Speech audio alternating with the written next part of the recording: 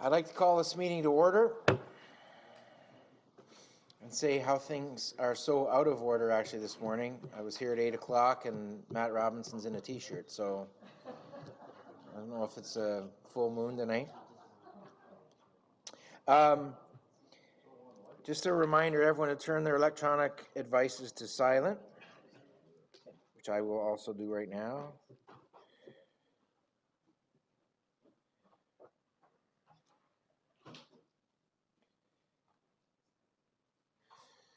Welcome all the kids back to school.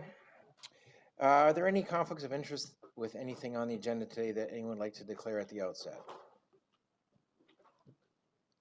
Seeing none, I'm going to move things around a little bit. We're going to have Ms. Habermill's presentation at the end. So some of the items I think we can get through rather quickly this morning, so we'll get them done. And then we'll have the Intera public presentation followed by the potential to go in camera if we need to afterward.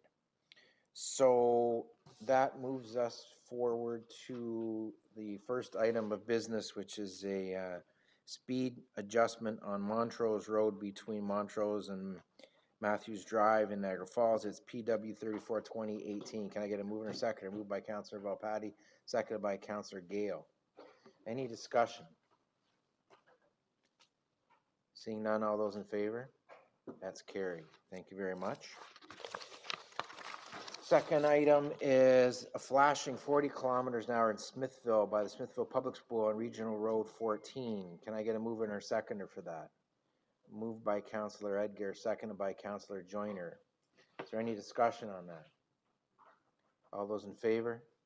Opposed, if any? That's carried. PW 36, this is an all-way stop at Lions Creek Road and Main Street in Chippewa and Sodom Road. Can I get a mover and seconder for that? Moved by Councillor Volpatti, seconded by Councillor Gale. Any discussion? Councillor Gale. Thank you, Chair. I don't have to stand. Just a consideration to the Commissioner. Was there any consideration for lights there and that? Or I like this idea with the stop signs, don't get me wrong. But did this not warrant traffic lights? Through you, Chair, not at this time. The councillor, many councillors might recall that we've looked at this area. Most recently, we installed a pedestrian crossing at the intersection of Weinbrenner and Sodom Road. But as part of that work, we were evaluating the entire area, including this intersection. So it didn't meet warrants for signal at this time, but an all-way stop is what we have determined to be appropriate for this point in time. Thank you. And I know there's development at that corner proposed and things like this, so you'd reconsider it if traffic got more, so I'm good. Thank you. Thank you. All those in favor? Oh, sorry, Councillor Sendzik, do you have something here? Yeah, just a quick question. I think I brought this up before. Is there an opportunity in the next term of council to have these as delegated authority instead of having them come to committee? I think these are decisions that should be made by staff, not by council. And if there's even a direction to staff to prepare a delegated authority in the next term, I think it'd be appropriate. We'll let the next council decide that, but we have had that discussion a few times, and we ended up on, well, most of them do fly through relatively quickly. It was kind of like an opportunity for the members of the committee to make sure they're aware of those types of changes. And that's why I think we've left it like that, but the new term of council can certainly discuss. Okay, I'll just ask the commissioner to put that on the, at least on his work plan for the next term to at least consider this. Thank you. Anything further? Seeing none, all those in favor? Opposed, if any? That's carried. Consent items for information.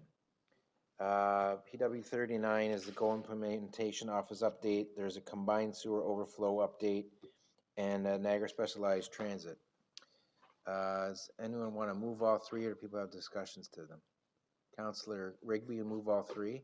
Councillor Quirk, second that. Any discussion to any of the three? Councillor Augustine. Thanks very much, Mr. Chair. I've had a number of questions about the specialized transit and the program changes.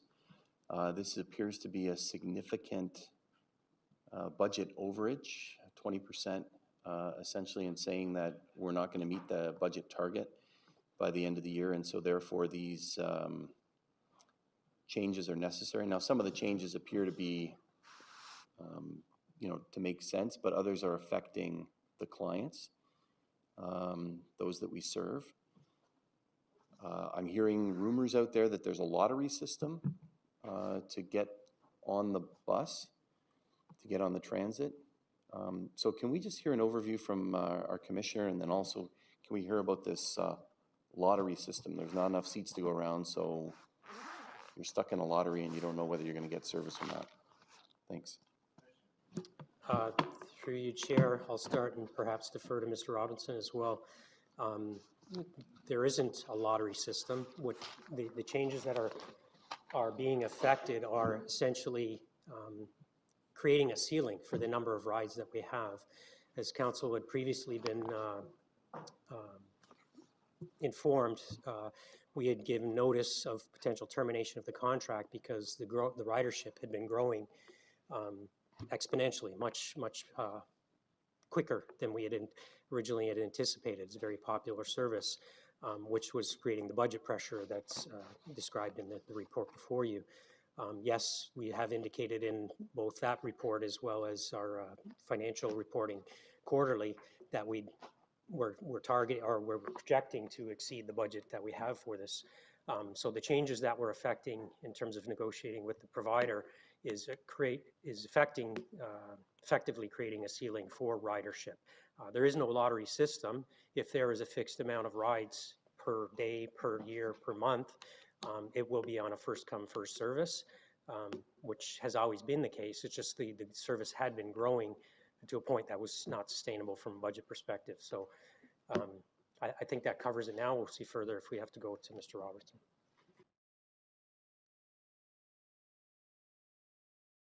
I understood someone else was going to answer, Mr. Chair. Yeah, a couple of things. Terminate the contract if there's too many riders? What, nothing fails like success? I don't understand that. Why would the contract be terminated if there's too many riders? Through the chair, don't mean to, I guess, set the wrong expectation.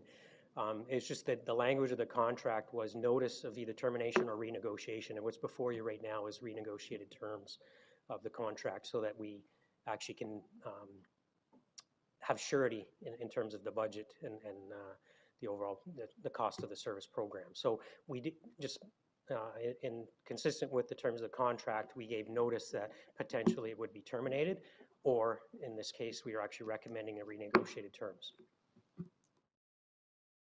Okay, that's helpful for people, I think. Again, they hear these things in the community, Mr. Chair, and I'm just feeding back what I'm hearing. People are saying, you're going to terminate the contract. Why? Well, we just heard from the commissioner. It's because it's one of the options, but really the thing that we want to achieve is a renegotiation, which is being done.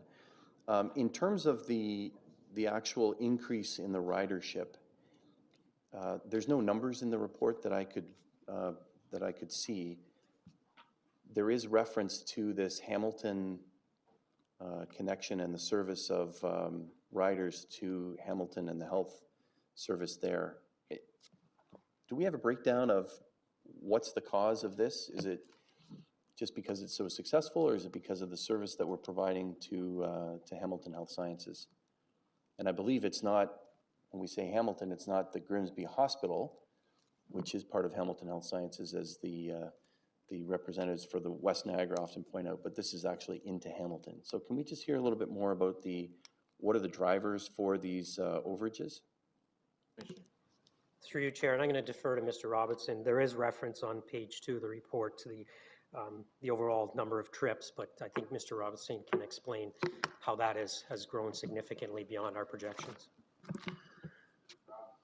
Through you, Chair, I'm actually going to ask Mr. Rob Salowich, our transit coordinator, to come down and answer some of those questions. He's been leading some of the ongoing dialogue with DARTS, the Hamilton provider, to create a pilot program for us to be able to seamlessly transfer some of the NST riders through to Hamilton. So he'll be able to provide some of the details in terms of the specific ridership and maybe some of the forecasted pieces coming forward as to how we can ensure that that service continues in a more efficient way. Great, through you, Mr. Chair. To answer the question simply, in the past, we had a report that came through, and I think in November of last year, we had some different program change options that we had recommended. One of those was to try and eliminate the budget pressures that stem from trips to Hamilton. When this service started, we wanted to deliver trips to Hamilton for medical purposes because it delivered services that we didn't have access to in Niagara. Now with some recent changes to the services that we do have available here, we were looking at trying to lessen the financial burden of those trips because those trips are quite a burden on the system. They take a driver and a vehicle out of service for the entire day, and that's required that we have sort of backups locally in order to continue delivering service. So one of the ways that we looked at piloting that, a solution to this is working with DARTS in order to make a transfer point. And that transfer point is temporarily, the pilot that we're searching for is on Highway 8. There's a Tim Hortons there that's open for the entire hours that we are. And DARTS does this with other service providers as well. They transfer people into Burlington. And so we've connected with them. And right now the process is somebody will call, ask for a trip to Hamilton. Our service provider, the BTS network, will contact DARTS and put them on a sort of a temporary approval for that trip, and they will book both portions of this trip. That ends up saving both the region and the resident money. Currently, it's $15 through our health services trip. It's $15 there and $15 back. However, our service only costs $6 to the rider per direction. So it would be 12 as opposed to 30. The DARTS portion is $2 per trip. So when you added it in, you're about $16 to $18 or so under this new method, and would open up the service to trips not just for medical purposes, because then you could transfer them for any reason. It will also reduce our costs. We're currently paying $125 per direction for trips to Hamilton, which is one of the reasons why staff had recommended that we try and find a solution to eliminate that. Whereas now, it's if we're able to renegotiate the agreement, the tentative amount is in and around $75 per trip. So it would be about $50 savings per direction to deliver people to a transfer point, as opposed to delivering them all the way into Hamilton. Plus, we would have the added benefit, as I mentioned, of not having a vehicle lost all day. And then a third benefit, again, of having this service available for more than just medical purposes. Thank you. Thanks, Mr. Chair. I appreciate the answers. It sounds like, it makes sense, what's being proposed. I am a little disheartened by the fact that this was brought to our attention last November, and now here we are nearly a year later, and we still haven't got it solved, although it appears that we are getting it solved, and yet that impacts the budget dramatically and impacts the riders. I wondered if we talk to other providers. I know in our community, I'm trying to think of the name, but there's another provider that people call. They don't have to necessarily call Niagara Specialized Transit. They call another group and they do it. It's a charitable group. They get paid for it. Have we considered that option as well? Through Chair, just provide some clarity for committee. Although the discussion currently is focused on the Hamilton, which is certainly a consideration to manage the system more effectively in terms of overall ridership, but the primary driver for the cost escalation is the ridership growth generally across Niagara. It's not, Hamilton wouldn't be the key driver, it's overall ridership that's triggered this renegotiation. Okay, thank you. So back to my point of, can we see what those numbers are? They're not in the report. Just the overall ridership is, but the rationale for the rides, et cetera, are there other things that can be done? Obviously, the Hamilton piece is something that staff are fixing now. Can we see a little bit more deeper dive on the ridership when this comes to council? Thanks. Yeah, I think committee in some discussions, it's like a whole bunch of AOTA legislation has kicked in the past year affecting this, and so effectively someone can get picked up at their door and driven anywhere they want for $6. And more people are understanding this, and all you need is a doctor's certificate to say you need the service. And so I think that's driving demand dramatically. So the combination of the service being improved and the new operator and now the AOTA changes kicking in has caused this to escalate. It's going to be a huge pressure going forward. One other question? Sure. If you don't mind. Thanks, Mr. Chair. The commissioner said it's a first come, first served basis. Again, there's a rider in our community that uses it for school, that uses it for appointments. Do we have any way of prioritizing what those calls are, those appointments are? I know that gets into sort of a decision point. Commissioner. It's a question from the community. Thanks. Through you, Chair. The AODA legislation actually specifically precludes us from prioritizing or setting up criteria potentially viewed as discrimination in terms of who's available for what. Thank you. Councillor Volpatti. Thank you, Chair. My questions are about Report 39. Can we hold those off and just Sure. take ones on Niagara Specialized Transit since we've gone down that road? Councillor Sendzik, are yours on NST? Related to Niagara Specialized Transit. I guess through the chair to the commissioner or to the individual responsible for communicating this. I think one of the drivers is our communication strategy. So what we've experienced in the community is that letters have been sent out saying that service reductions may occur, and it's creating a lot of concern. And so if we can take a look at how we're communicating the issue that we're faced today with increased usage, which puts a pressure on it, the people that are commenting on social media are using that letter, which in many respects is very sanitized, not a lot of direction, and doesn't give someone who's using a mobility device a lot of options or hope that they may get their appointment scheduled. So how can we do a better job in terms of our communicating with what's happening as per AD, the requirements that we're facing, but also the pressures? Salwich? Through you, Mr. Chair. Respectfully, it's a challenge to try and find the correct balance between the messaging that gives them as many details and the messaging that is the truth. Where the fact is, in order to continue delivering any trips throughout the remainder of the year, we needed to significantly limit the number of trips that were being delivered per month. So when we were debating as to how much detail we should put out there for somebody, do we tell them the exact number of trips that are going to be available versus how many trips we have requested? Or do we give them general advice about how to book their trips and how it's going to change? Did we strike the right balance? I'm not sure. I know I have a lot of messages upstairs to attend to, so we can continue to provide more detail. We can continue to try to find the right balance. But I think that's the problem anytime is how much detail do you give into the daily operating of the business versus the points that they need to know about how to book their trips and how those trips might be available to them. That's what we tried to do anyway, but I do absolutely understand your point. Okay, so I think that answers it. The fact that we've got over 800 people registered, I believe, for the Program Plus. Significantly more than that, sir. So we got to be cognizant that they're the ones that need to know the information and in a way that they can understand it. Right.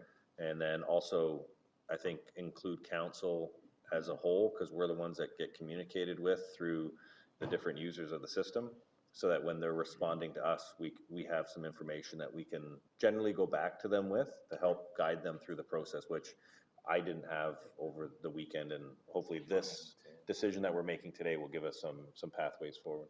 Commissioner? Thank you. Through you, Chair. We'll take that perspective away. And I think in advance of this coming to council next week, we'll provide some, we'll be following up directly with the clients, but provide some more detail for council as well. Thank you. Okay, Tim's Bentley Rigby is with regard to NST. Okay, Councillor Timms. Thank you, Mr. Chairman. Just to go back to a couple of explanations that were offered on page 5, it talks about the AODA and I think it's your first bullet about trip capacity.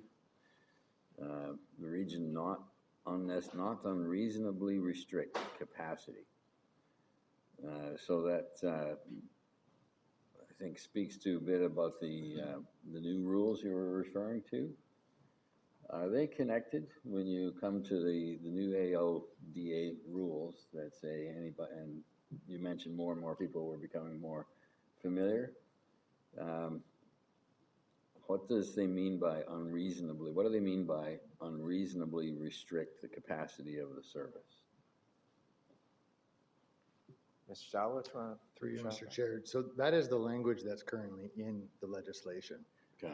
Which means it's up for interpretation. So we consulted with legal counsel on what defines unreasonably restrict, and came to the conclusion through consultation with the commissioner as well that the budget is not an unreasonable way of limiting the capacity of the service. And so that's sort of where it lands is, are we providing as many trips as we can with the budget that has been allocated to us? And are we forecasting on a year-to-year basis, which we are, and we do present to council and was done in November of last year.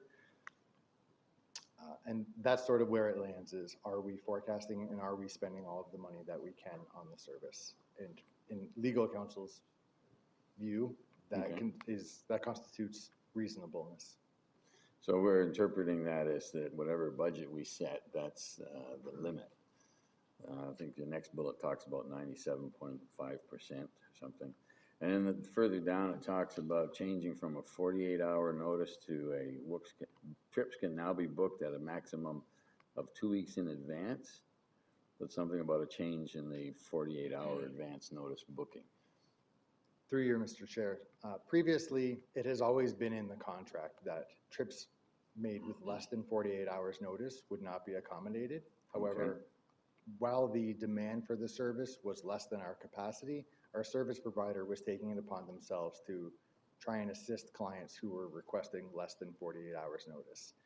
So this language is essentially just to illustrate that we've confirmed with our service provider that they will no longer be trying to accommodate those last minute trips and will instead stick to the term that we had previously agreed to. The maximum end of things, the 2-week period, is essentially attempting to try and keep the service available for people regardless of when they find out that they need access to the service. If we simply went by people who are already on the service for the last 2 years or 5 years, whatever it might be, we're still going to run into a situation where the demand for the service is higher than the capacity. So we had to try and figure out a way to balance it as best we could for people who need it now and people who know they've needed it for the past extended period of time. So that could contribute to the concern about the change, is that we're allowing or accepting bookings with less than 48 hours just because they had capacity. But now those people who used to get away with that last minute booking can't. And that would be a change that would cause, I expect, some concern and some unhappy customers suddenly losing that capacity to book with last minute status. Through you, Mr. Chair, yes, we expect that will exacerbate the situation for some clients and has been an issue for us. The other component is the second bullet that you just touched on briefly about the 97.5% accommodation rate. Our service provider was attempting to make sure that they were accommodating 97.5%. So that was one of their driving factors for trying to assist people and recognizing that it's a vulnerable sector of the population and not everything can be booked on a time frame. If you wanted to take a conventional bus, you could just go out there and you know that it comes, on the hour, every half hour. And not everything needs to be booked ahead of time. So they were trying to make additional accommodations, but yes, it may exacerbate things. So I guess that's the price of success. You lose some of those last minute booking opportunities. Correct. And the last point was we're talking about renegotiating. And was there a reference in the report to how many years this new negotiated contract would cover? The 1 year, 2 year, 3 year? And have we given any guidance on that? Through you, Mr. Chair, yes, the intent of this renegotiated agreement is to keep the same terms as the previous agreement, which started in December of 2015, would expire at the end of November in 2020. So it was originally a 5-year agreement, and we're not looking at changing that due to the governance discussion that's happening with the larger transit picture. And so the renegotiation would just sort of be to get us through the remainder of this year for 2019 and essentially the bulk of 2020. So the length of duration of the contract? The time span of the contract's not being negotiated, it's terms within that original time span. Through you, Mr. Chair, it is a matter of negotiation at the moment, so I don't want to say too definitively, but our intent anyway is to ensure that we keep the original agreement with the term. Okay, thank you, Mr. Chairman. Mr. Bentley. Thank you, Mr. Chairman. And I'm pleased to see on page 3 that option 2 is being considered. To me, this is long overdue. I'm not sure how long NST has been running, but the option to partner with or to link into the DART system was suggested by myself when the program started. We've been paying for NST since it started, and there's very little benefit to our residents because the referral pattern in our municipality for sure, and I'm not sure if Lincoln, part of Lincoln is in the same boat, is towards the Hamilton Health Sciences system. So our people requiring services were being shut out, even though I would think this transfer point is right at 50 Road. And that was the option that we had before. If we could get our residents to 50 Road, they could access the DART system and therefore continue on with their health providers as directed. So this has been a long time coming. The fact that it's a pilot, I'm interested in the length of term for it because it is definitely a need and it's not going to go away. When the new hospital was built in St. Catharines, they believed that all referrals from the doctors in the Niagara region were going to be to the new St. Catharines facility, and that's not the case. Certainly there were probably a number of them, but our referrals and our link is still with Hamilton Health Sciences. So as long as we're in the Niagara region and paying taxes towards this service, I'm glad to see that it's finally being implemented to the benefit of the residents that we support. So I'm in favor of option 2 for sure. The fact that it is a pilot, I'm interested in, does it end in 2020? Or is this something that we're looking at longer term? Because DARTS is not going away. The services are not going away. And it's something that we need long term. Regardless who takes over the transit system in Niagara, this link has been there since day one, or potential was for day one. I think there was a union issue or something in the contracts that prevented some of the early discussion, but it's definitely a need for our municipality. So I'm definitely in favor, and I think probably half of Lincoln is also in the same boat. So thank you. Through you, Chair, to Councillor. Currently with this provider, the pilot, which we're committed to go forward with, would anticipate to go to 2020 with basically the term of this agreement. Will it go away? Not very likely, but that'll be something that'll be brought to council for future consideration and likely as part of the broader discussion of transit generally and specialized transit. Thank you. Councillor Quirk, you can put that on your list of things to keep an eye on. Thank you.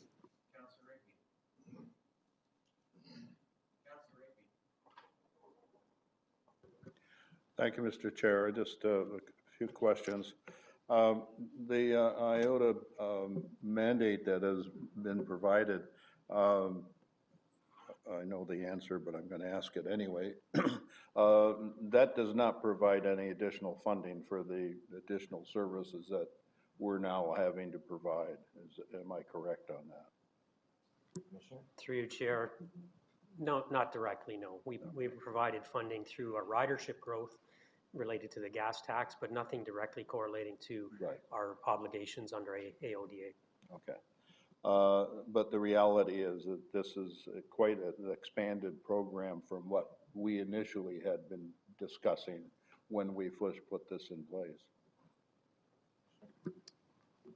Through you, Chair, yes, our program is much broader in terms of the services available to our clients. All right. So in our discussions with our partners on our intermunicipal transit system as we go forward, is that partnership having that discussion within itself to how we can best coordinate both the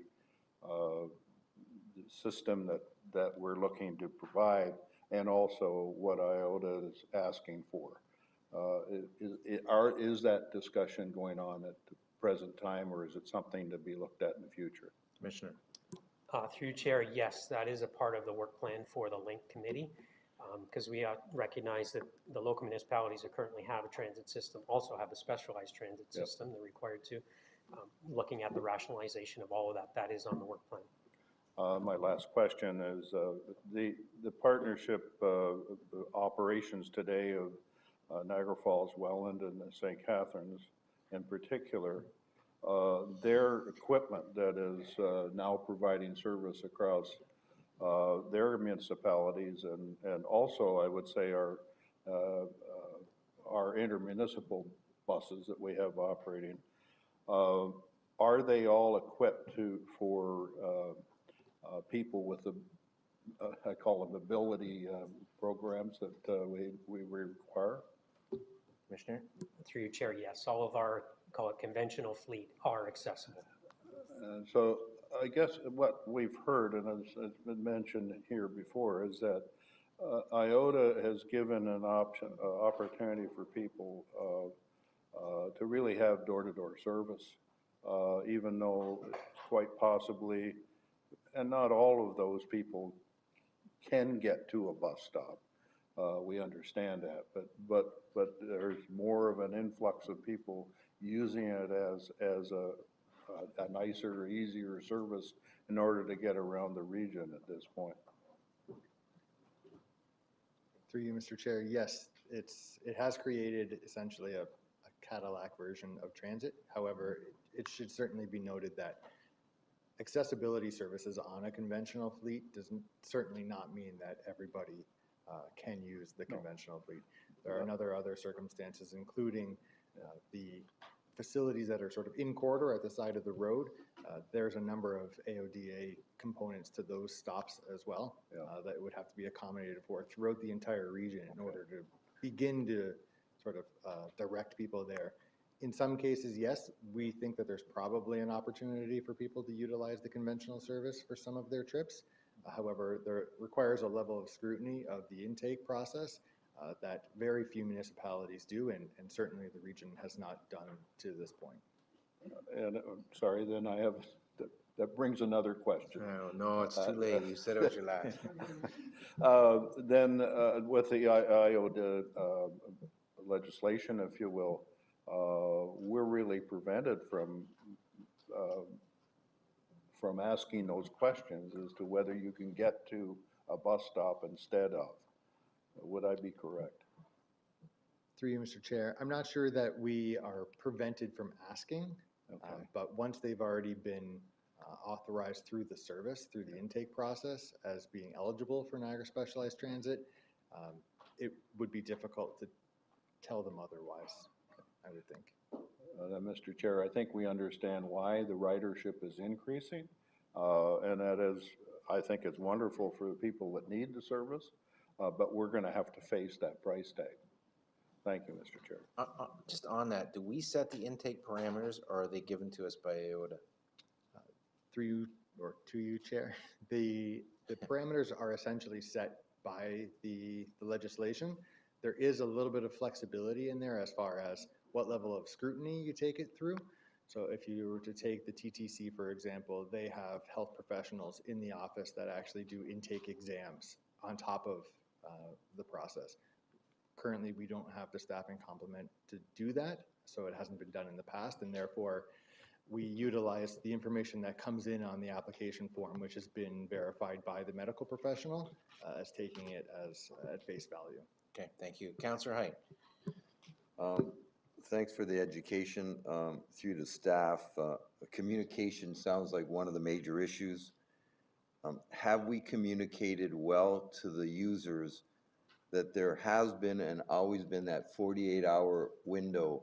So therefore, anyone who's upset will understand they were getting favors at one point, which we can't afford anymore, but that 40-hour limit was always there, that they couldn't register prior or after that 48-hour window?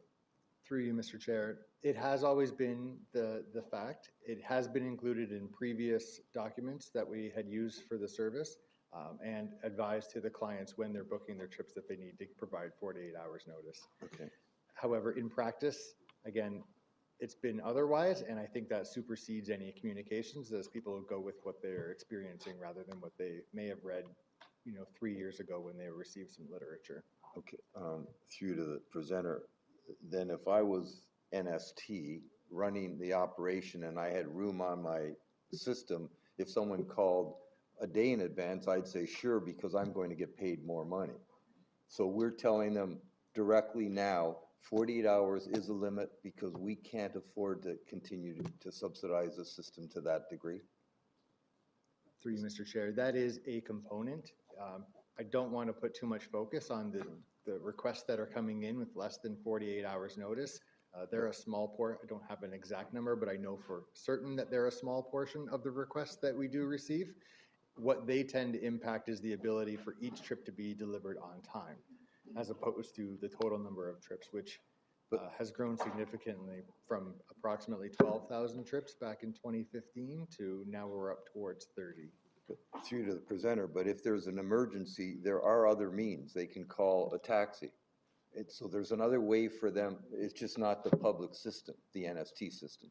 So that 48 hours could eliminate a number of calls, which eliminates the or reduces the cost. Through you, Mr. Chair, yes, there Okay. could be a small amount.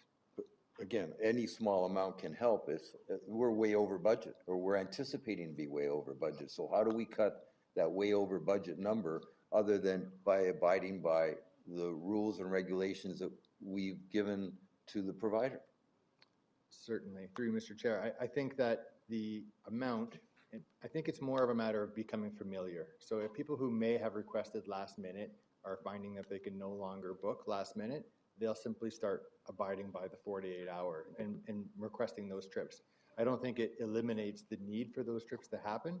Yes, they can seek private transportation services elsewhere, but again, it's more about the total capacity of the service versus the overwhelming demand. And we're talking, tens of thousands of trips versus, less than 1% of trips. So I agree, every little bit can Every help. dollar counts. Every dollar does count. And the taxpayer is certainly. subsidizing this to a huge degree. Right. So we have to minimize that cost to all the taxpayers if everyone abides by the rules. That's what I'm saying. And I'm I would say we suggesting. have with this change. Okay. You brought up a point about the or a cancellation is something I read. If someone cancels and it's even at the door, it looks like the driver could show up, the person could say, no, I don't need the ride today, or I'm not there. What's the penalty to that individual? Are they still charged the minimal fee because they canceled at the last minute, or they weren't there when our driver went to pick them up, or the NST driver? Through you, Mr. Chair. So currently, no, the person is not being charged a fee for that. The region pays the minimum, I think it's $7.50, which is from the previous agreement. Excuse me. The issue that we faced is we have consulted with other specialized transit providers, including DARTS, and they very specifically advised us that they have received human rights challenges against the charging of late cancellation fees for the transportation service and lost. So while I'm not saying that we would necessarily be faced with that exact same situation, that has been one of the barriers to us implementing that service. Okay, that's an interesting comment because I understand in some professions, if you've set up an appointment and you don't show up, you're billed a minimal fee regardless of showing up or not, and we won't get into that. You brought up a point that is intriguing to me. You spoke about our system with DART, and I can think that in Grimsley case, obviously, the medical system, you're going into Hamilton, that's where you're being sent, whether it be Lincoln, wherever, that is part, and the connection to DART's amazing. But what if they don't want to go to the doctors, the hospital? What if they want to use it for other purposes? Are they still allowed to use our system to DART and then DART into the city of Hamilton? Through you, Mr. Chair, that is one of the benefits of having this service is with the pilot, we would like to have that available to everyone. And that would enable the residents of West Niagara to access neighboring services. Again, the cost reduction is less to us. We have very few social trips on our docket in the course of the year. It's in and around 3% of our total trips currently. West Niagara's population being what it is, we didn't foresee there to be too much of a spike in that regard, and offset by some of the savings that we had from the approximately $50 per trip should offset some of that as well. Then a follow-up question to that through to the presenter. 3% of all the trips on the specialized transit system are only social, only 3%? The 97% are for medical emergency type meetings or? Through you, Mr. Chair, trips? the other 97% would be medical, dialysis, which we do not include. Which is medical. It is, between the two of them, Yeah. they're close to 80%, as well as employment and educational. Yes, the other 97%. Well, that's the good news story that I hope the press pick up on. 97% of these trips that we're subsidizing are for an important purpose, a really important purpose. Not that the social aren't, but my concern was, as the taxpayers of Niagara, paying for people to go and spend money in Hamilton is a concern of mine. But you're telling me if only 3% social, I don't have a problem with that. Thank you very much. Thank you, Mr. Chairman. I have a couple questions about the report. When I was reading it, it reminded me of an issue that I raised here a few meetings back about transport to the senior day programs. And I had a few constituent complaints about participants in those programs being notified that they would no longer be able to use this service to get to those programs. I was wondering if this budget shortfall was that restricting those trips was the mitigation strategy for this budget shortfall, and by receiving this today, are we going to allow those people to continue using the system?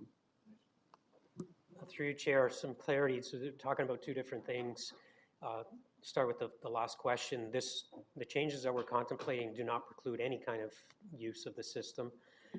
The program that the council is referring to is actually one that was funded by the province through our Community Services Department. I've had a discussion with Commissioner Jugley about this. I believe that funding source no longer exists from the province, and that's why that service, separate from this, was discontinued. It was specifically directed at those day programs. But I think Commissioner Jugley would be best to answer the question in more detail for the councillor. But the short answer to your question, nothing about what we're proposing to change precludes any ridership other than it fixes the reality that we have a fixed or clarifies the reality that we have a fixed budget to provide this service and that we're going to work within. Thank you for that, Commissioner, and we may want to figure something out there because it's an important part of what we deliver, and we need to be able to get people to those programs and be able to connect the dots. The other concern I have, and I hope that I understand the arithmetic correctly, one of the conditions under the AODA was there was no provision for price discrimination on fares that are charged. So now that we charge more for these rides than we do for the Niagara Regional Transit that we fund, are we going to get caught in that moving forward? Are we going to have a revenue stream problem moving forward with this? Like, we have a problem now with demand, but is that going to be compounded by a revenue problem moving forward when that condition under the AODA becomes part of the mandate? Through you, Chair, that condition actually is already in effect, referred to as fare parity. So the fare currently charged for this service is the same as our conventional system, and that is certainly a part of the challenge in terms of the cost of the service relative to what we can charge. Committee will recall when that I guess, specific recognition of fare parity was considered by the council. We actually had a system that had a couple of different fares in terms of crossing jurisdictions. We've determined that that wasn't possible any longer. So it's fixed rate of $6, the same as our conventional for any trip within the system. And that is part of the financial challenge in terms of that relative to the actual cost of providing the service. Yeah, and thank you. I know that we did it across this particular service, but the testing it against regional transit, is that going to be an issue moving forward? Is, like this is it the same exact fare as getting on a regional transit bus for this? Yes, it is. It is, okay, thank you. Okay, is there anything further on any of the other two items? Councillor Volpat. Thank you, Chair. But first, before I go to 39, I just wanted to ask a quick question on the NST. Do St. Catharines, Welland, and Niagara Falls all have their own specialized transit through you, Chair, to, who knows? Through you, Chair, yes, they do, as well as Fort Erie, Port Colborne, and I can't recall any others. And is the intention going forward to try to rationalize these with their, okay. We have any idea of the timing of that? As I indicated previously, it's on the work plan for Link Committee. Hopefully we see some progress through the latter part of 2018, but certainly into 2019, probably be more realistic. So it's imminent, really. Thank you. And my other questions are on 39, which is the, what's it called? The GO Implementation Office. And I want to thank staff for this report.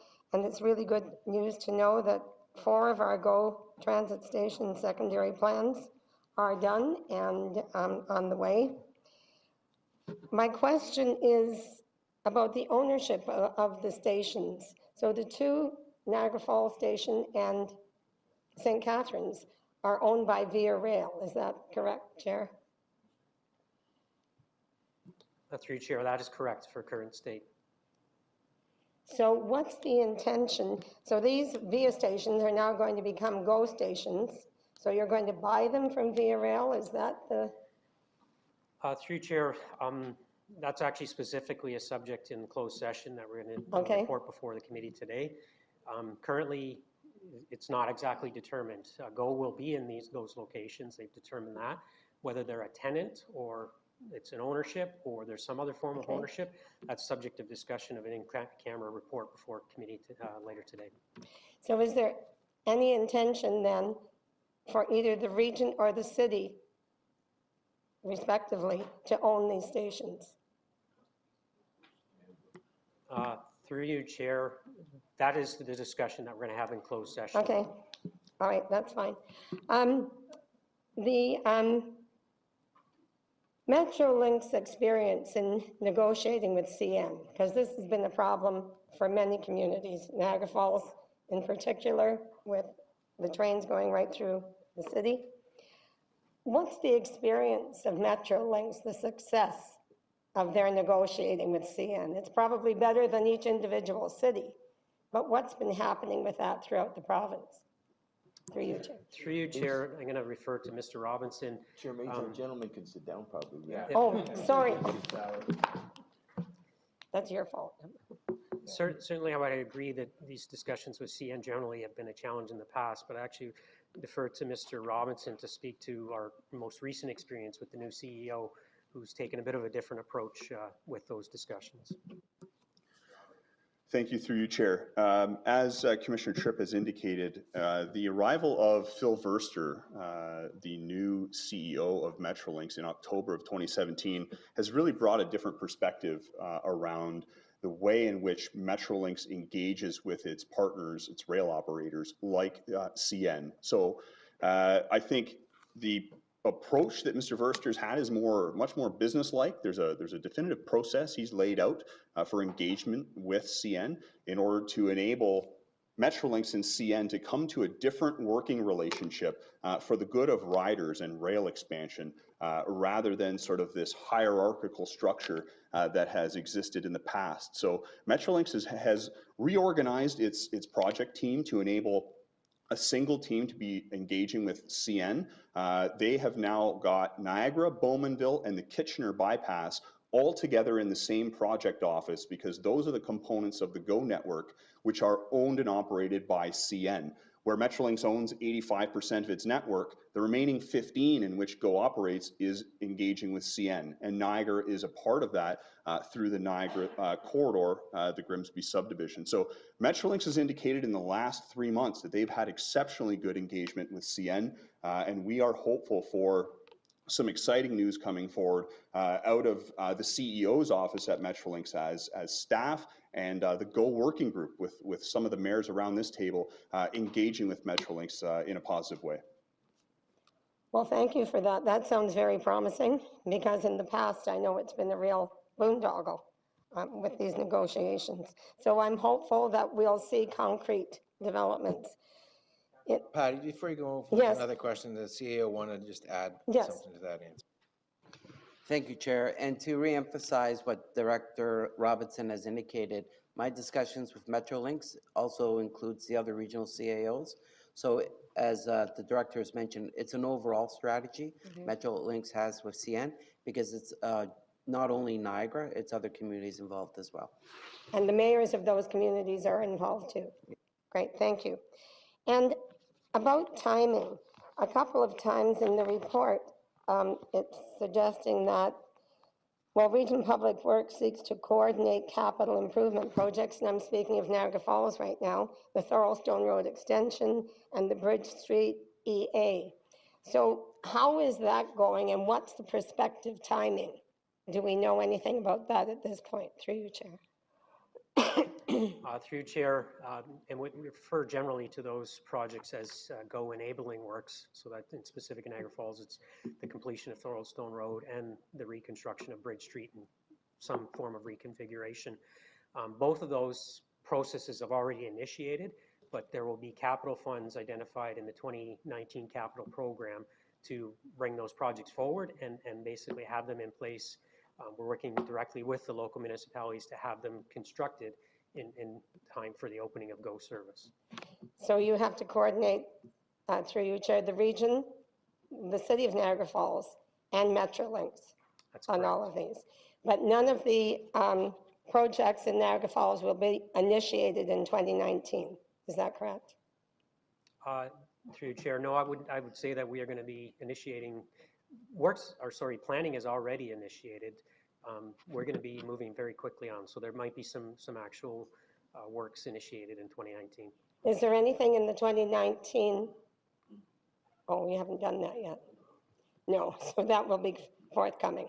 So, of course, subject to council approval, but yes, we have currently in the proposed capital budget works for both those projects. Great. Well, thank you very much for the update. I really appreciate it, and it's good to know we're moving forward. Thank you very much. Seeing no further questions, all those in favor of those three items, opposed if any, it's carried. Okay, thank you very much. We now have an MTerra public presentation, and then there are two closed session items, one with regard to GO Transit and one with regard to MTerra. So can Director Havermill come forward to the podium to do the public presentation?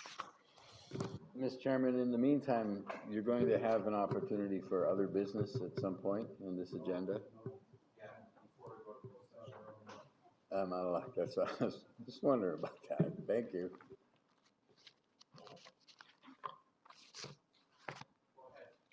Thank you, Mr. Chair. Good morning, members of Public Works Committee.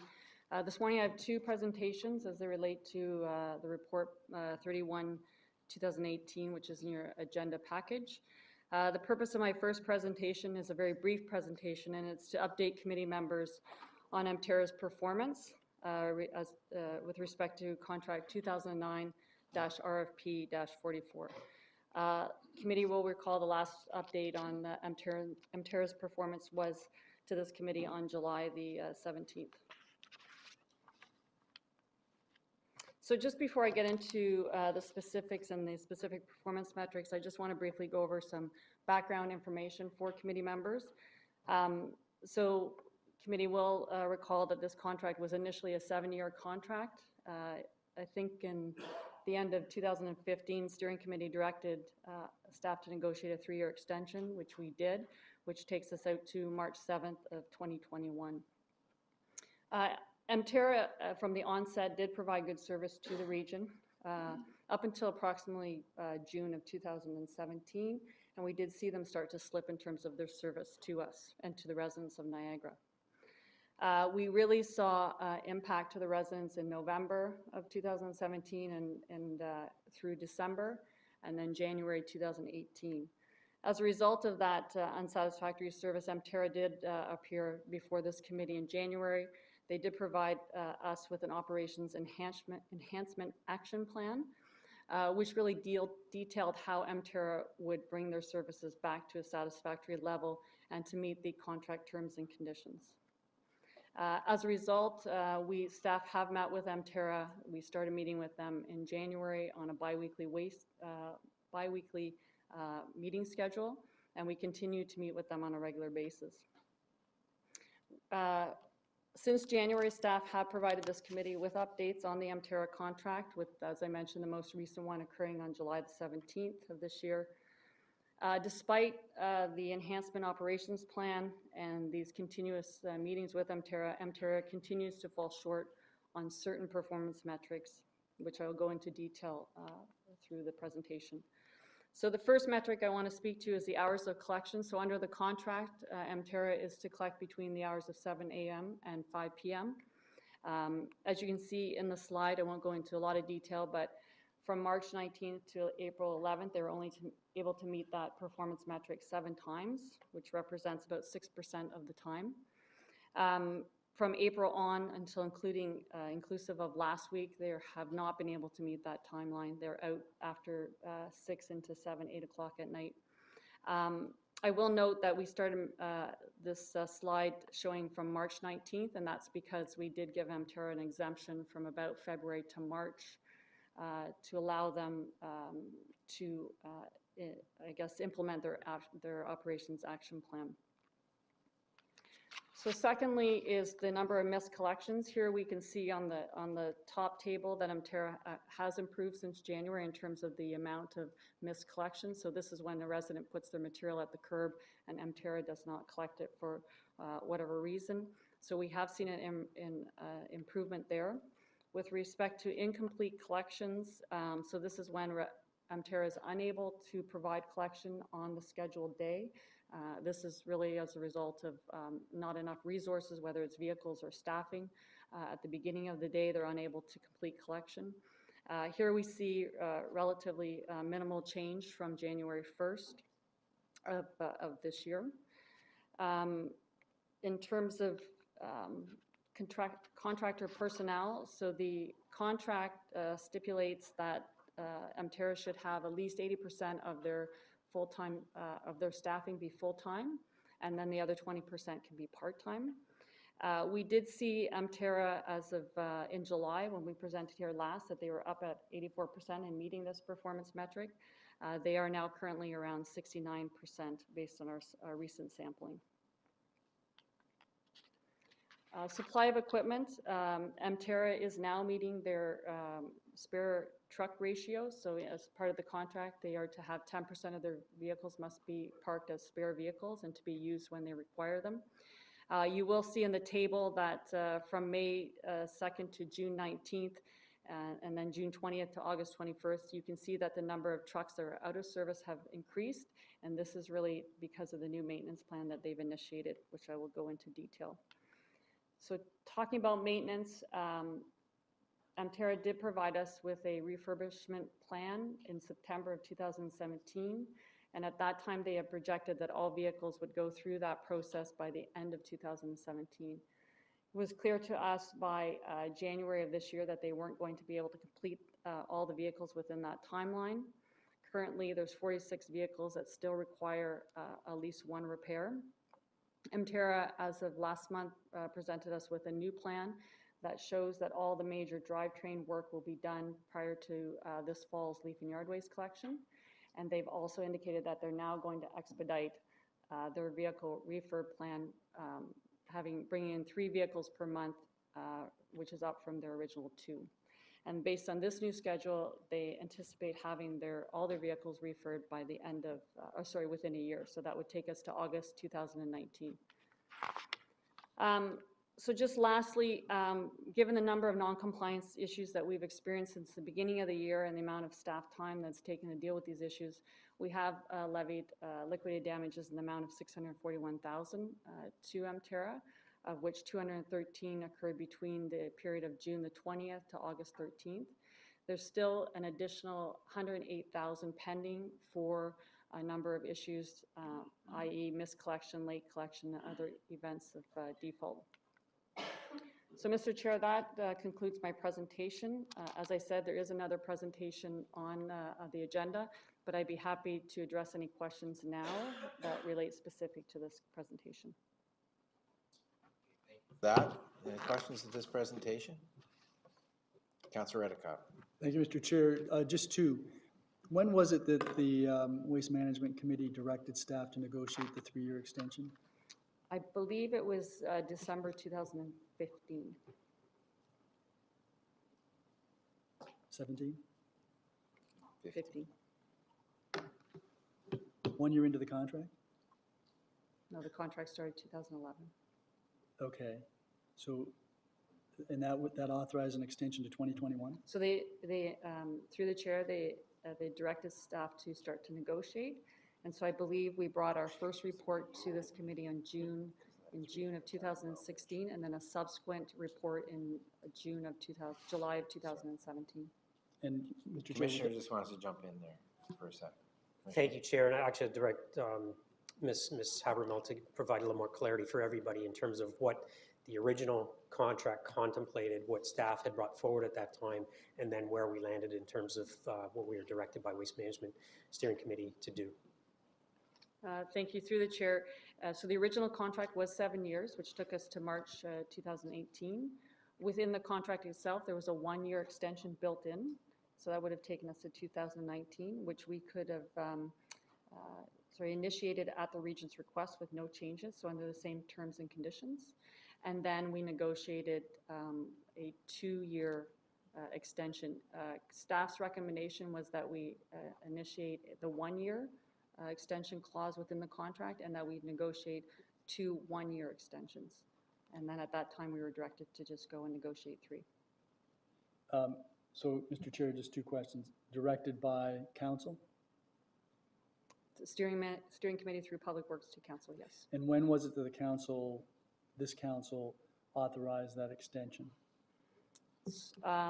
Through the chair, I don't have the specific dates in front of me, but I can tell you that I believe it was to Public Works. The first report was to Public Works in June or July of 2016, and then the second one was within that same time frame, June or July 2017. So it sounds, Mr. Chair, like most of the wheels started falling off shortly thereafter.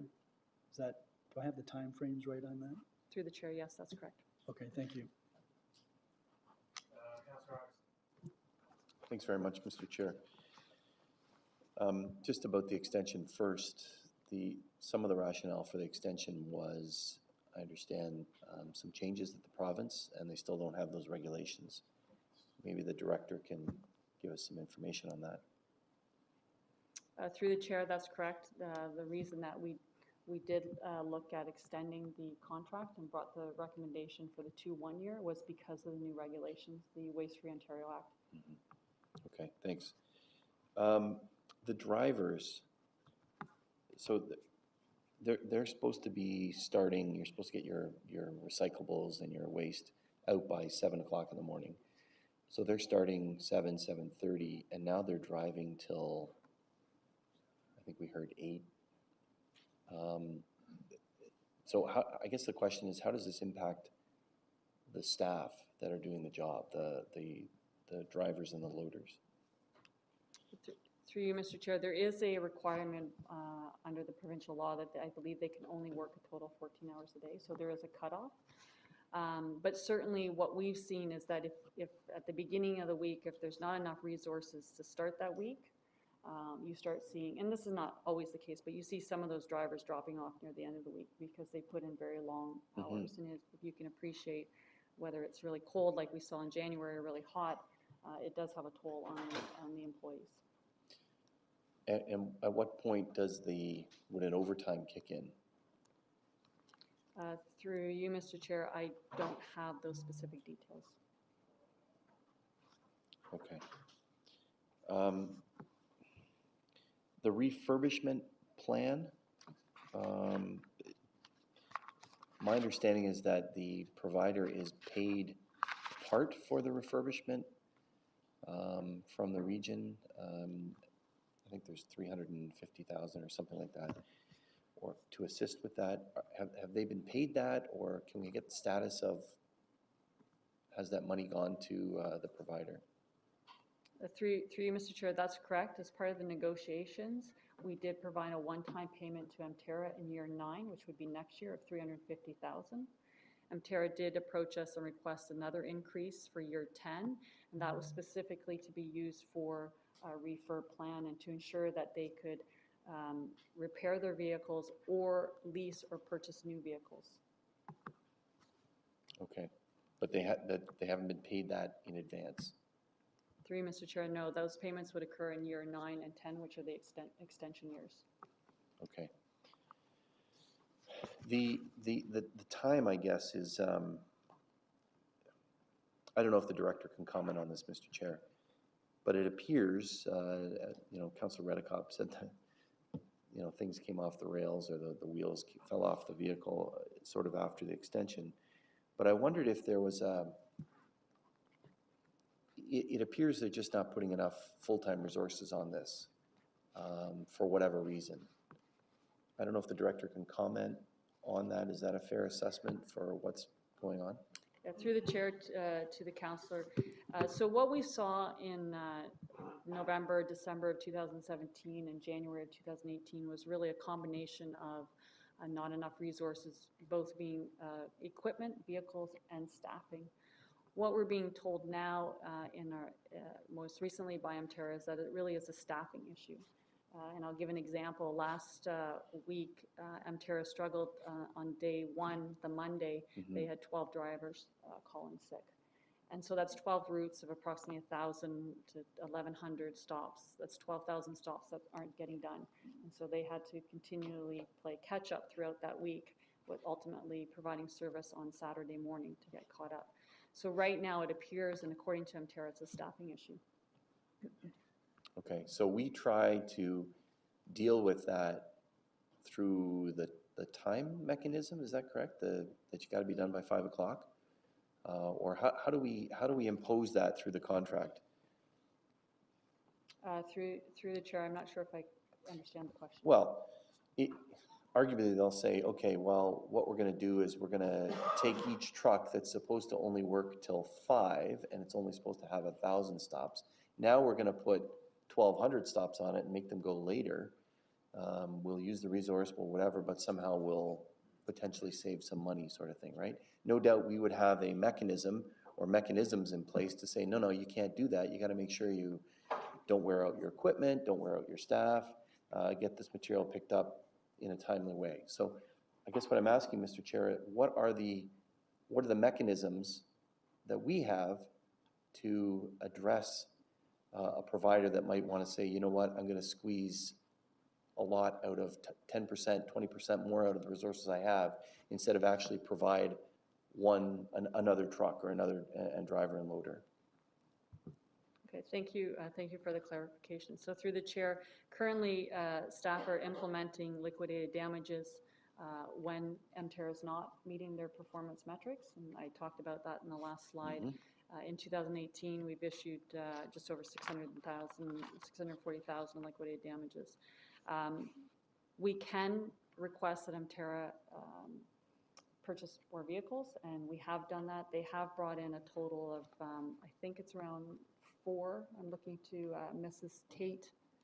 Is it 4 that they brought in this? 5 vehicles. So it appears they have the equipment now.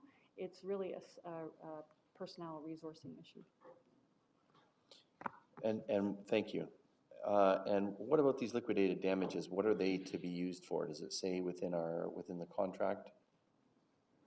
So through the chair, they are used to represent the damages that the region has experienced. So we actually are hiring more staff to be on the road. That process is taking place now. We do have staff that are completely focusing on the Emterra contract now, which cannot get to other work. So it's really meant to cover the damages that the region incurs as a result of the non-compliance. Okay, thank you. One other quick question, Mr. Chair. I apologize for the questions, but I think Ms. Habermill indicated that there was a plan that Emterra came up with last fall. And they were before this committee in July. But that plan from last fall, how are we able to know how they're doing on that plan? Are they meeting that plan? Today's the first day of school. Would you give them an A+, or would you give them a different grade? Well, the director and then to the commissioner after that. Thanks, Mr. Chair. Through the chair to the councillor. So the Operations Enhancement Action Plan had a number of items, one being vehicles, staffing, how they were going to bring in more vehicles, and they've done that. They talked about some of their policies around increasing productivity and what steps they would do to increase the productivity. I would say, you know, as I mentioned in my presentation, they've met certain performance metrics, such as the vehicle spare ratio for their vehicles, the number of vehicles that they have. They really, again, they're falling short with respect to staffing this contract at this point. The other issue that they're falling short on is the maintenance of the vehicles. In their operations plan that they submitted in fall of 2017 and then resubmitted in January, they talked about completing the refurbs on all the trucks by the end of last year. Obviously that didn't occur, so they've submitted a new plan. So there are some metrics they're meeting, and there's some that they're not. Thank you. Councillor Timms. Thank you, Mr. Chairman. Through you, Mr. Chairman, to Ms. Habermill, I wanted to take a moment to comment that I think you're doing a very good job in managing a difficult situation, and specifically with the communications, you've been able to constantly keep councillors up to speed with what's happening out in the field. One question that has come up is about the waistline phone calls that people make a call concern about they're not being picked up. And the waistline is not always manned by a person. Sometimes there are, it's leave a message, and then that message doesn't get transferred to Emterra until Monday morning or the next day. What's the status on the waistline calls? Thank you. Through the chair to the councillor. So our region's waste info line is staffed from 8 o'clock till 5 o'clock from Monday to Friday. We also staff it during statutory holidays. It isn't open during the weekend, but the region does have their after-hours dispatch that residents can call.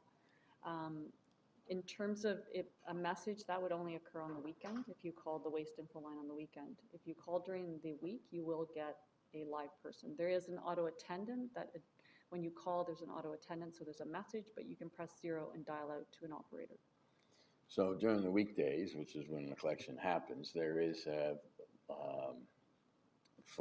there's not a discontinuing or a gap in the service, or there has to be a message picked up in the morning. You're saying if I call in late, it's not picked up, it'll get picked up either by the office or by the dispatch, and Emterra will get that message right away. So through the chair, if they call after hours to the waste info line, they can certainly leave a message. That would be picked up the next day, and that would be, it's entered into we track all calls, it's entered into our customer service database, and it's sent to Emterra. I know that Emterra, also people call Emterra, and those calls may not be answered immediately, that sometimes it's a voicemail. But if someone calls after hours and leaves a message on the waste info line, it's not picked up to the following day, the following morning at 8 Okay, o'clock. so there's going to be that gap, and I'm not sure whether it's the region's job or Emterra's job to be answering that kind of complaint call 24 hours a day.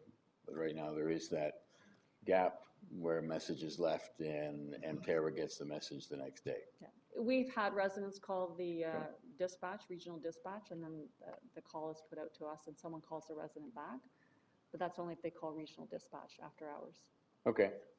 My second question through you, Mr. Chairman, is about just to clarify, the reason for the extension, as I recall, was that the province was going to impose a new recycling regime of the manufacturer was going to be responsible for the recycling or some such change that was going to be significant for our operations and for anybody's collection contract.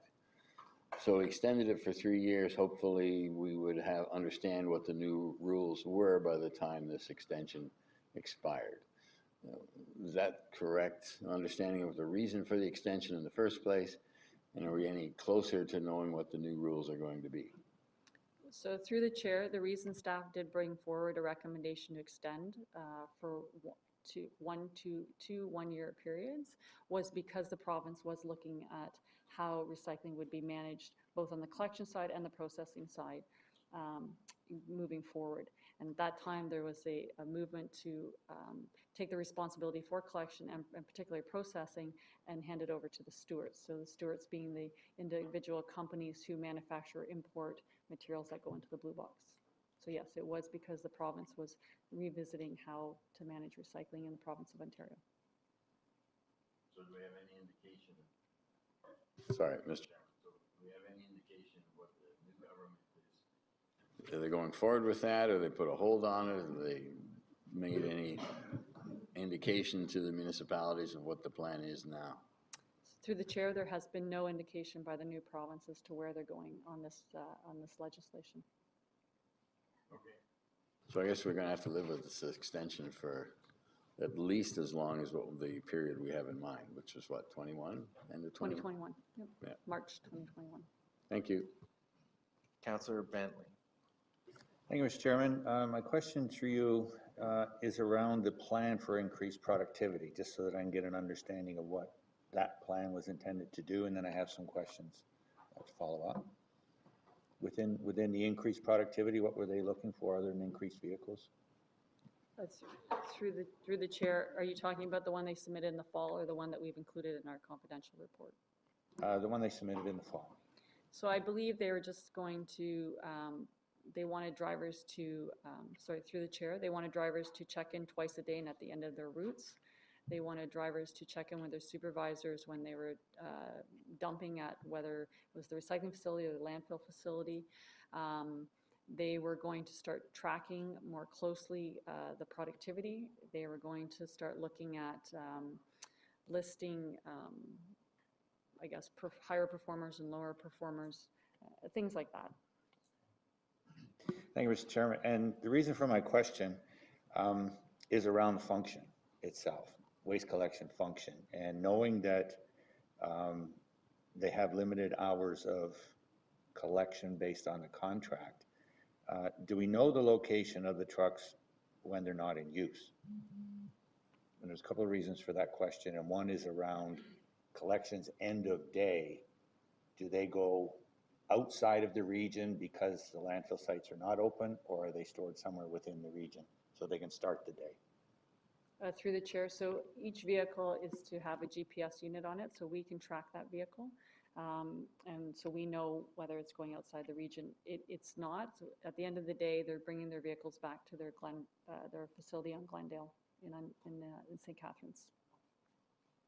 Okay, I didn't know they had a facility in Glendale. That's part of it. Because I would think travel time just on the QEW any day now is, whether they're going to a recycle facility or a landfill or whatever, is a challenge, regardless. The other question I have around phone calls coming in and messages being left, is there no opportunity, and I know we have that for my office, if a call comes in and a message is left, that message is automatically sent to my cell phone, as opposed to me picking up messages the next day. And the reason I ask that, if it requires a call back to the residents or redeployment of resources, I would think having that information to a supervisor or somebody late in the day would allow for better coordination of starting a pickup for missed deliveries the next day versus going to a site and then having to deploy from there. So just from an efficiency standpoint, I'm wondering why we or they don't have that kind of setup. Certainly an answering machine is fine, but there needs to be a supervisor or somebody notified when that call comes in somehow, if you're going to deploy resources the next day. Through the chair, so I'll offer a couple of comments. So One of the things we want to look at with our new staff that we bring on is have them work longer into the evening and on weekends to address some of those outstanding calls that come in. What we could do is take this away and look at actually how many calls do come in after 5, and do a bit of analysis on whether or not we are getting a lot of calls after 5. One of the things that we do when there are delays is that we make sure that our waste info line is updated before we leave at the end of the day, advising residents that there are delays and to leave their material out. We ensure that our social media is up to date and that our website is up to date. So when someone calls in to our waste info line after hours and there are delays, they will get that message right away. I appreciate that. And does that message also go out to the area municipalities? Because I've had, certainly in the last week or two, calls of complaint about missed collections in our municipality. And prior to this, I don't believe I had a large number of them. But I don't know if it's posted on to our website or not as well. If local residents wanted to link in or ask, they call an alderman. Alderman doesn't know because it's a regional responsibility. They'll try to contact one of the regional reps, but if that information could be available from a communication standpoint, I think that would help. Director, I'll let you start, and then the commissioner after you. So through the chair to the councillor. So what we do in terms of notification, we notify regional council, and then typically the mayors would pass it on to their staff. If there is individuals within your municipality that you want us to include in that mass mail out when there are delays, we certainly can add them to the list. Thank you, Chair. I'm just reinforcing that a couple of the comments that Director Habermelt said. We are looking at additional resources, generally speaking, for issue resolution, whether that's on the field dealing directly with our constituents, or after hours, we're going to look at the volumes in terms of how we can improve our responsiveness for issue resolution. Thank you. And I certainly think that some communication to MTerra, for them, they're the ones that are going to action it anyway. I would think a communication, however it's determined from the region if the calls come in, to MTerra in a timely fashion versus the next day would certainly help. Thank you. Councillor Height.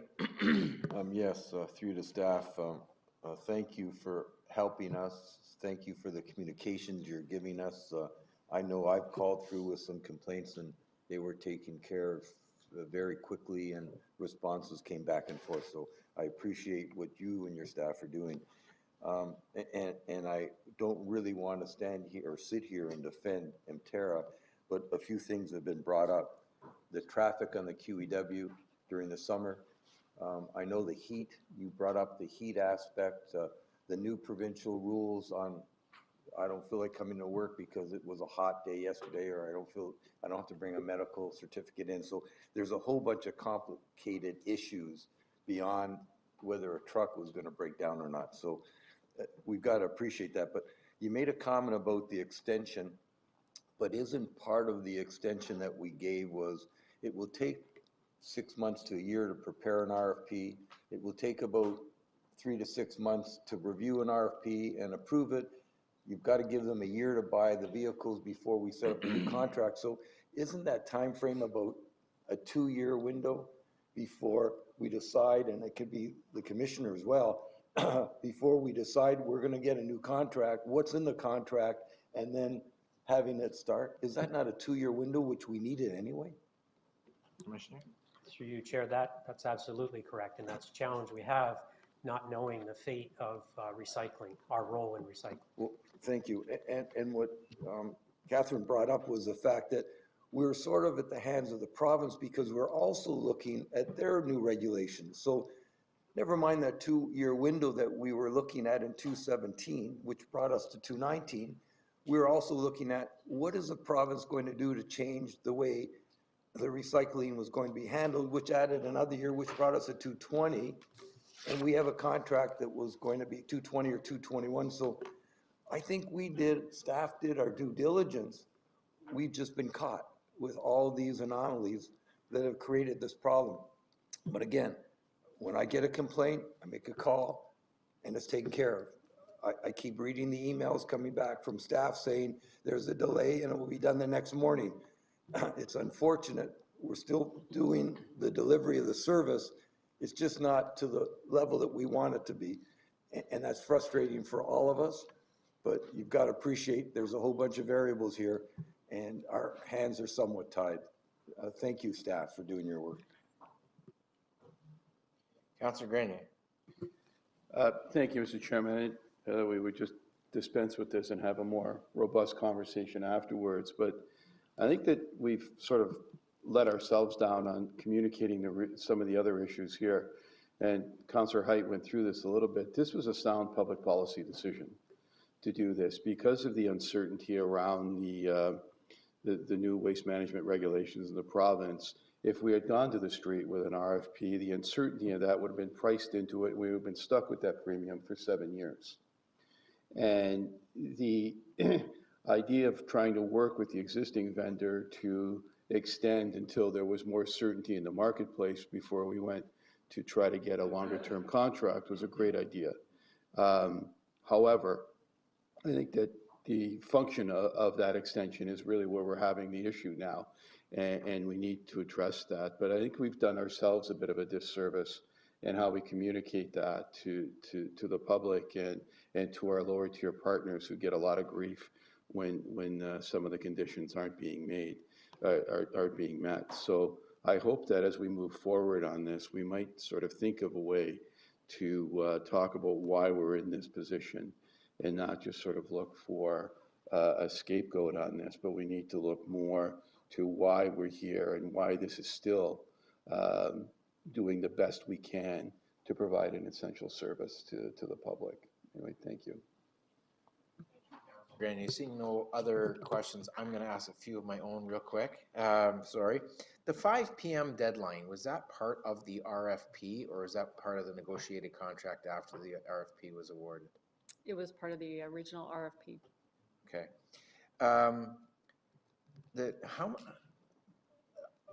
One of the comments I get all the time is a lot of people really don't care if they get their garbage picked up by 5 o'clock, if it's 6 o'clock, 7 o'clock, as long as it's picked up that day.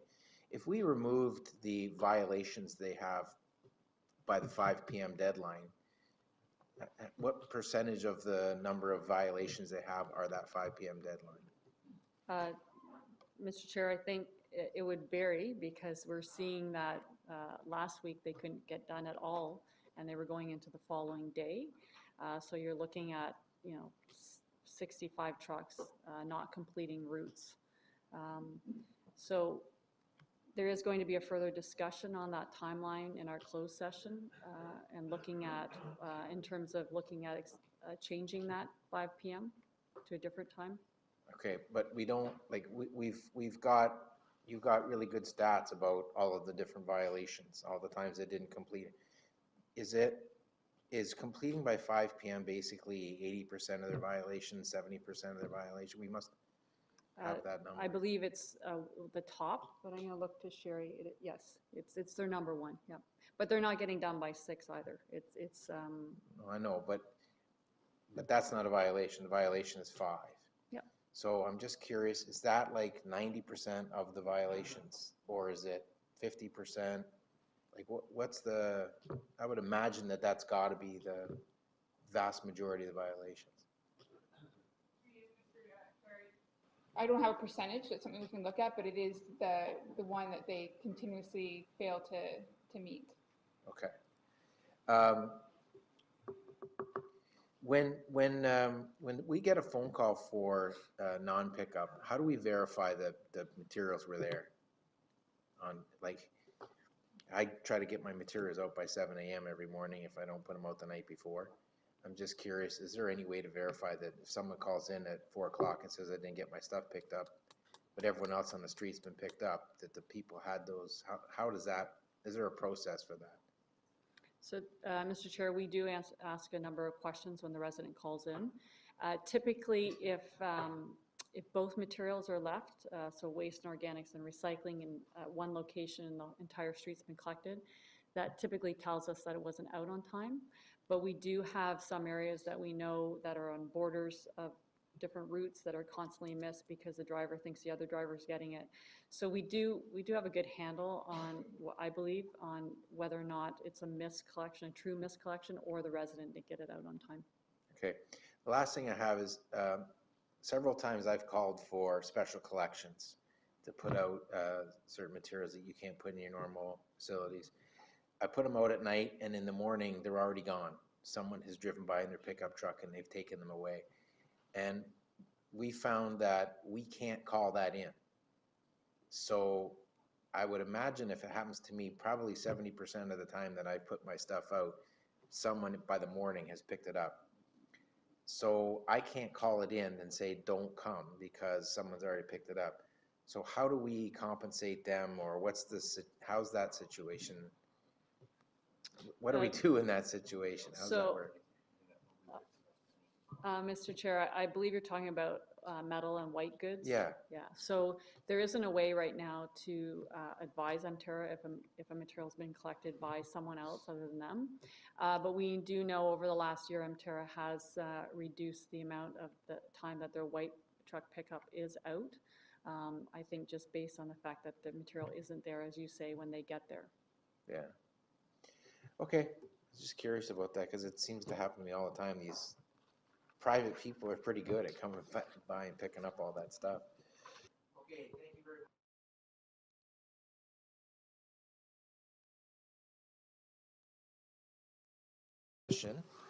very much.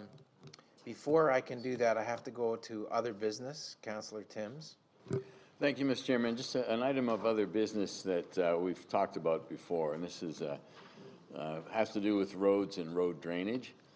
And in the past, we had a motion about a joint venture, joint project between the Niagara region and Niagara-on-the-Lake and St. Catharines, and anybody else that wants to get involved with managing the problem of this Phragmites aureolus or whatever, an invasive species that is taking over the drainage ditches of the highways and the regional roads and municipal, and they're also creeping into municipal drains and municipal irrigations.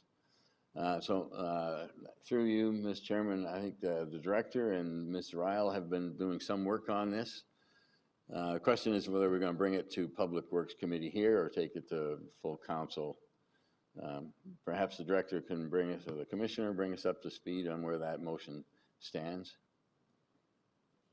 Through you, Chair, I'm going to refer to Ms. Ryle. Through you, Mr. Chair. Good morning.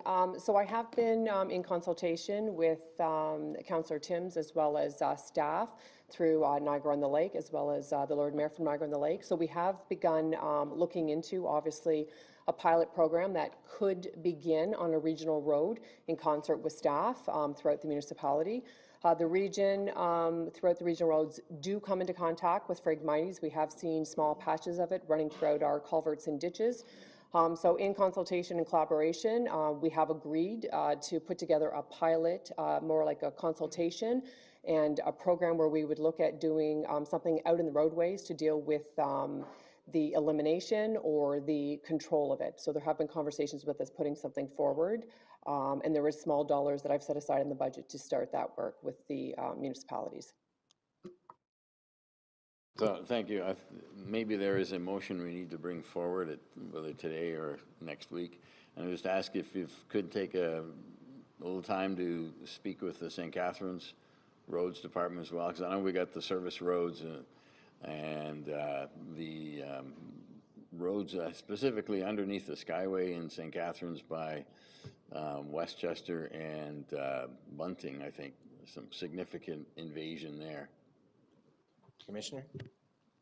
Through Chair, so I know that there's been ongoing dialogue and work between the councillor and the director, and there was actually a draft of a motion that sort of reinforces the work that we've already initiated. Can I make a suggestion to committee through Chair that for our final committee meeting, we'll actually bring, for the benefit of the rest of the committee, a brief memorandum that would accompany that motion, just so that other members of the committee have the background relative to that motion. And I could commit to bringing that forward at the next committee meeting in September. Okay, thank you. And if you could chat with St. Catharines on the way, we might be able to include them in this project. Thank you. Okay, Councillor Gale.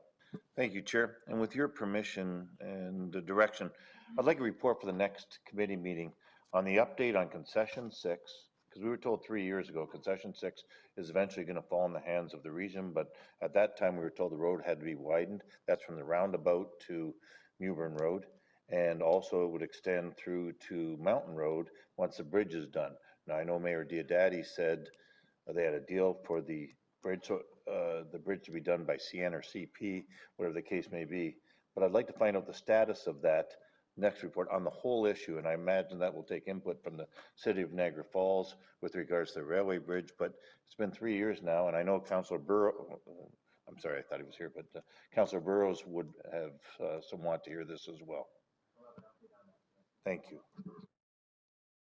Thank you, Mr. Chairman. I just want to raise an issue. I was notified by a constituent about a grass cutting or clear cutting on the southeast bank of the Welland River at right adjacent to our bridge on Niagara Street in Welland, going over the Welland River. And I was hoping that I could forward the photos to staff. I'm a little concerned that something like that would occur without any notification to us, as well as the municipality and the Conservation Authority. Apparently it was done by Hydro, but I have no, it's a suggestion by the citizen, but the idea that neither the Conservation Authority or the region was notified of such a thing, I think is probably a bit of an issue that we need to look into and figure out how that happens. I'm not so sure that it's a good thing for our bridge to have all that vegetation removed right beside it like that. Commissioner will bring an update, but I think Hydro does, and whatever they want, they never notify any.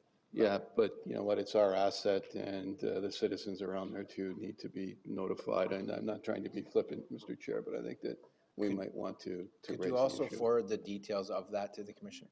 Yeah, I will do that. I just wanted to bring it up. Thank you. Okay, thank you. Councillor Redekop. Thank you, Mr. Chair. Just wonder if I could get clarification on who bears the cost currently of the intermunicipal transportation that we're currently engaged in. So between Niagara Falls, St. Catharines, Niagara Falls, Welland, St. Catharines.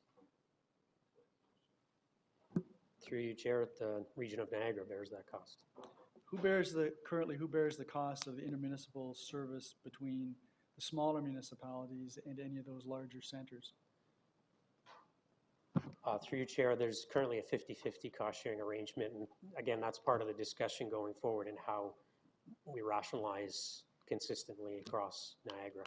As Councillor Redekop would be aware, there are some intermunicipal connections that predate the region's efforts, but we are in continuous dialogue. They are key stakeholders in our linking committee and working group. So what's the distinction then? Why would there be a different treatment of municipalities, some municipalities and other municipalities? Dr. Robbins. Through you, Chair. As Commissioner Tripp has outlined, some of the routes, in particular, the Fort Erie link, probably which Mayor Redekop, Councillor Redekop is referring to, as well as the Port Colborne link, were established by the municipalities to provide intermunicipal links prior to the region establishing those routes. So once the municipalities established at the time those particular routes, the city of Port Colborne and the town of Fort Erie, subsequent years, the region has come to the table and provided 50% of the operations of that route. And that's where we find those two particular intermunicipal routes are funded 50-50 by the town and city and the region, and other systems which provide local service only are provided by those respective municipalities. So by the smaller municipalities taking an initiative, we're actually being punished? I mean, that's the way it sounds. Through you, Chair, I would not characterize it. Yes, they took initiative. Kudos to them. Being disadvantaged. In fact, the condition currently is better than it was previously because they were previously funded 100% by the local jurisdiction. We're working through a process that I can't commit to. We'll likely see an upload of that cost to the regional system. We're just not there yet. But currently we're halfway there, 50-50. I'm suggesting that we should be all the way there because it's an intermunicipal transit initiative that covers the whole region. I think all municipalities should be treated equitably. Don't need to have an answer to that. That's my position, and I can follow that up further. Thank you.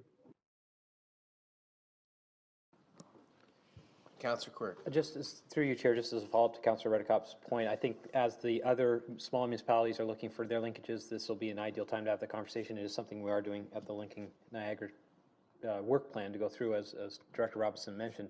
But I will, as the mayor and others will be aware, that we uploaded the regional transit on a non-exclusive basis, specifically for that reason, that the local municipalities wanted to still maintain some control over those specific routes. So intermunicipal transit, although we have a role in it, was done on a non-exclusive basis, and that's one of the ways that we were able to get unanimous support across the entire region for doing that. So there will be some steps moving forward, but I believe as Lincoln's already on board with trying to have some connections, and as we expand the routes out west and Grimsby brings its transit system online, hopefully in 2019 or early 2020, that those cost shares will be equitable across the entire region.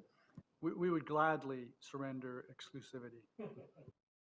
The process, what would be the process though to just becoming the Wild West where anyone can put any kind of route on and then say, well, we're uploading it? There'd have to be a number of riders or some kind of criteria before the region would just pick up any, understand the current situation. Well, Chair, it's an existing route, it's an existing arrangement. It provides the mobility of people between the two municipalities. It's exactly what's going on in the other municipalities, and it just doesn't seem, simply because it was an initiative that was taken prior to the current advances on intermunicipal transit, it seems like it would be appropriate that it be taken over by the region.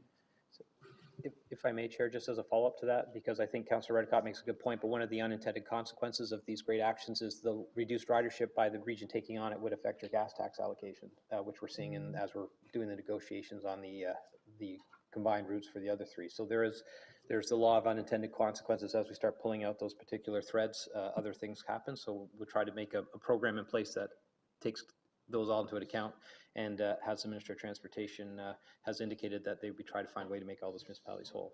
Can I ask to yourself or Chair Caslin, I'm imagine any mayor or any member of council can attend your IMT meetings?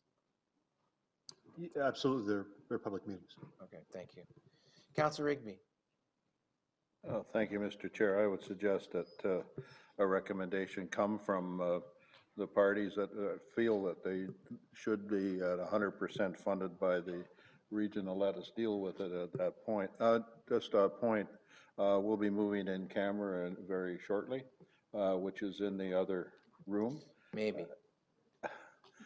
Okay, that's helpful. I was going to ask, does this have hearing impaired systems over there as well? So you'll just have to speak up. Thank you very much, Mr. Chair. Okay, so on that, before we move in camera, I would prefer, since there are only 2 members of the public here, we'd have to ask about 30 of us to move into committee room 4. We only have 2 members of the public.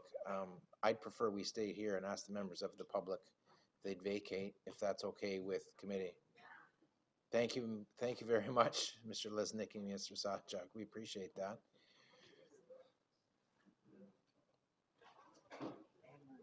That solves the hearing impaired issue. There we go. Committees will. Okay, we'll take a few minutes while we. Can we have a motion to move into closed session? Moved by Councillor Luciano, second by Councillor McGregor. All those in favor? It's carried.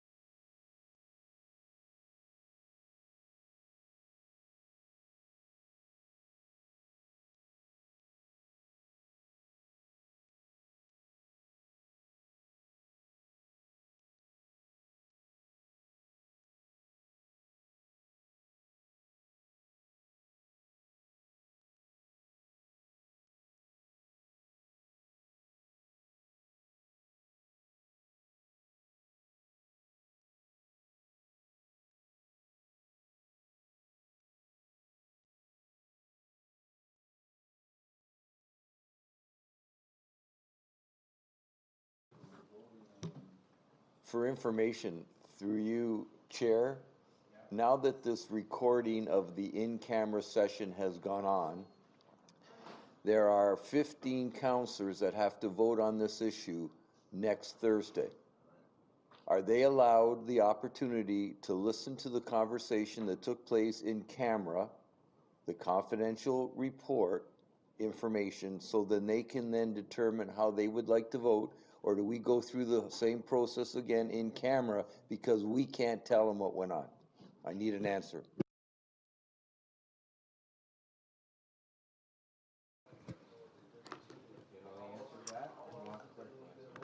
I'll just give it a shot.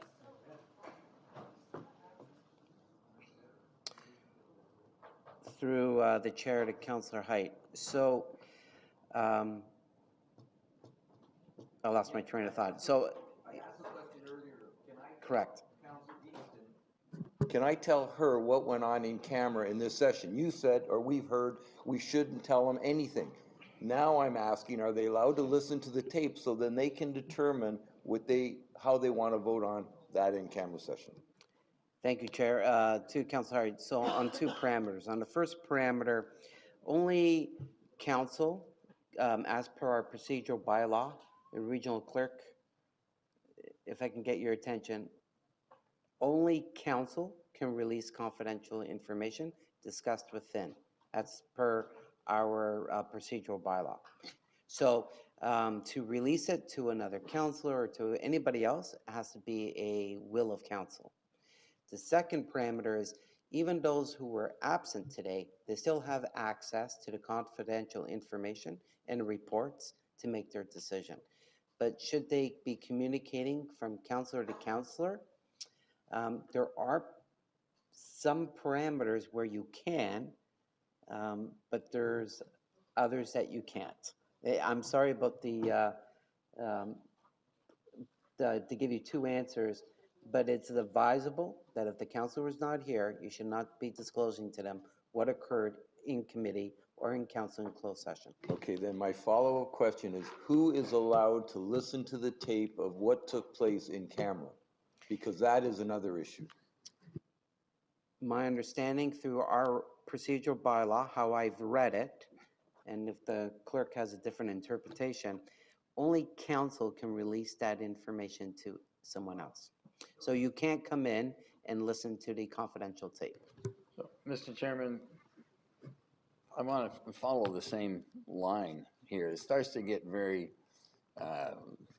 cumbersome because, you know, if I wasn't here for an in-camera session, then as part of a committee, and I wouldn't be, you know, you don't obligated to be here as a committee. So then you go to a council and you're discussing a committee's in-camera discussion. You as a councilor, the rest of the council can't be privy to anything that happened in camera in committee. So it'll be totally within their rights to say, well, I got to go in camera then to hear everything that was said in camera in committee. And it gets kind of awkward. So we should look at how we can do that. I think Councillor Height's solution about councillors should be able to see the in-camera or hear, I guess, or whatever. Otherwise, we're going to go a lot of time in camera, hearing what Finance Committee did in camera and what Public Health did in camera and what Public Works did in camera in order to respect this. It's a new territory, new protocol. But if I can't tell Councillor Joyner what happened, you know, in camera while he was out of the room, I mean, the confidentiality I thought was within council, and now it's between committee members who were in the room. And it's getting very awkward and difficult for 30 people to come to a decision without spending hours and hours in camera listening to stuff all over again. Okay, committee, I don't want to debate this right now. I'm sorry. Like, it's 12:45. There's another committee coming in at 1 o'clock. I would suggest you keep whatever happened in camera to yourself. And if the other councilors want to find out, they can contact the CAO or the clerk and they can figure out the process to do that. In the meantime, I'll ask the CAO and the clerk to come back to council to let them know the parameters around the new rules with regard to recording of in-camera work. But we need to move on. All right. So on the screen, there's can I have a mover and seconder for the first motion. Moved by Councillor Rigby, second by Councillor Quirk. All those in favor? Carried. Can I have a mover and a seconder for the second motion? Moved by Councillor McGregor, seconded by Councillor Timms. All those in favor? That's carried. We've already done other business. This meeting is adjourned.